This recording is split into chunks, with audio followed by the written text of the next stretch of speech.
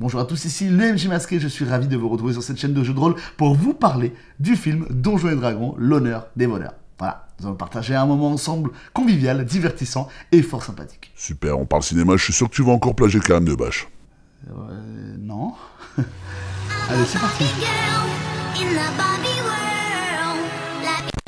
Donjons et Dragons est le plus grand jeu de rôle au monde, des millions de joueurs aux quatre coins de la planète équipent armes et armures pour partir à la conquête de trésors et de gloire. Et cette activité ludique basée sur l'imagination et des règles de jeu permettent à n'importe qui d'incarner et interpréter un personnage au cœur d'une histoire interactive. Et cet univers médiéval fantastique est si vaste et riche qu'il a déjà suscité plusieurs fois l'intérêt de médias cross-platform. Dessins animés, films, BD, redessins animés, jusqu'à l'actuel play qui sont tout bonnement des parties D&D filmées et mis en ligne. C'était donc qu'une question de temps avant que le mastodonte du jeu de rôle sur table revienne sur grand écran. Bref, vous l'avez compris, aujourd'hui on va parler de jeux de rôle, mais pas que, on va aussi parler de ce film qui vient de sortir dans nos salles. D&D est un film réalisé par Jonathan Goldstein et John Francis Dallas. C'est une adaptation de l'éponyme jeu de rôle et il est accompagné d'un joyeux casting, notamment Chris Pine, Michelle Rodriguez ou encore Justice Smith que j'apprécie grandement et qu'on a pu voir dans des films comme Jurassic World, Pokémon ou encore la série The Get Down qui est au passage sacrément bien. Et pour cela, nous pouvons remercier Hasbro Company et Paramount qui sont à la production. Et je tiens aussi à remercier la Bonne Auberge qui m'a invité à l'événement, à cette avant-première et qui m'a permis de découvrir le film en leur compagnie avec toute la communauté des aubergines. Donc je les remercie vraiment et si vous êtes curieux et intéressé par du jeu de rôle, n'hésitez pas à aller voir ma chaîne dans un premier temps et surtout si vous aimez Donjons et Dragons, allez voir la chaîne de la Bonne Auberge car c'est vraiment sympa. Nous ne sommes pas notre première adaptation sur grand écran. Si vous avez une bonne mémoire, vous avez sûrement entendu parler de l'incroyable Donjons et Dragons des années 2000. Ok, c'est bon, merci, c'est officiel, je vais me barrer de cette vidéo tout de suite. Attends, je t'assure, c'est pas la même chose. C'est pas le même film, on n'est pas dans le même contexte, c'est différent, je te promets. La première adaptation était un film creux scénarisé au lance-pierre avec une DA digne d'un bûcheron à la K-47. Et surtout, à aucun moment le film ne serait-ce qu'essayer de faire référence au jeu de rôle. C'était un film sans intérêt et mal écrit. Cette fois et pour mon plus grand plaisir, le film est une vraie adaptation de Donjons et Dragons.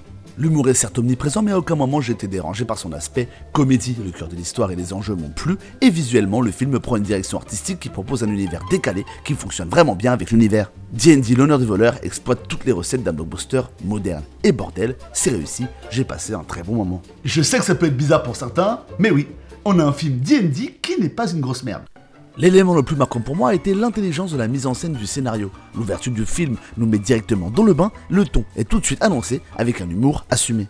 Donjons et Dragons, l'honneur des voleurs va rapidement balayer mes craintes. À aucun moment le film ne perd son temps dans une présentation lourde et soporifique de son univers. Le film intègre de manière très maligne l'univers de Donjons et Dragons sans que cela impacte le rythme et la fluidité des différentes scènes du film. Alors oui, on n'est pas dans un niveau de réflexion démesuré, mais ça fait du bien. Et si le film peut rajouter une qualité dans sa besace, c'est qu'il a su s'adapter aux spectateurs qui pourraient se retrouver dans la salle sans connaître D&D, tout en intégrant une grande quantité d'easter eggs et références à ne plus savoir où donner de la tête, ce qui je n'en doute pas fera plaisir aux fans. Et du coup, il est encore là le chauve? Quoi? Le chauve? Non. Avec les innombrables qualités que je viens d'énumérer, on pourrait facilement croire qu'à mon sens, ce film est un triple A. Et pourtant, non. Bon. Au-delà du fait que la BO ne m'a pas spécialement marqué, et qu'un thème song iconique aurait bien entendu contribué à ancrer le film dans la catégorie des incontournables de 2023, le film a pour moi un problème. Ouais, je pense que la principale problématique reste tout de même cette petite touche que j'appelle la sauce hollywoodienne MCU. Depuis maintenant plus de 10 ans, Hollywood nous matraque la gueule avec un archétype de blockbuster typique, et d'autant plus depuis l'arrivée du MCU dans le paysage cinématographique. Donjons et Dragons remplit toutes les conditions du cahier des charges du blockbuster hollywoodien déjà vu et revu. Certes, cela peut aussi être une qualité notamment pour l'intérêt qu'il suscitera aux yeux du grand public, mais la réalité, c'est que ça fait de lui un film prévisible, vraiment prévisible. Donc genre là, dans le film, il n'y a pas d'Amodar. Dans tout le film, Donjons et Dragons, il n'y a pas d'Amodar? Non, il n'y a pas d'Amodar. Encore un petit élément qui va déplaire à certains, mais qui je trouve est une vraie plus-value pour le film, il est tout public. Il peut être visionnable en famille et c'est clairement ultra bénéfique pour tous nos jeunes rôlistes.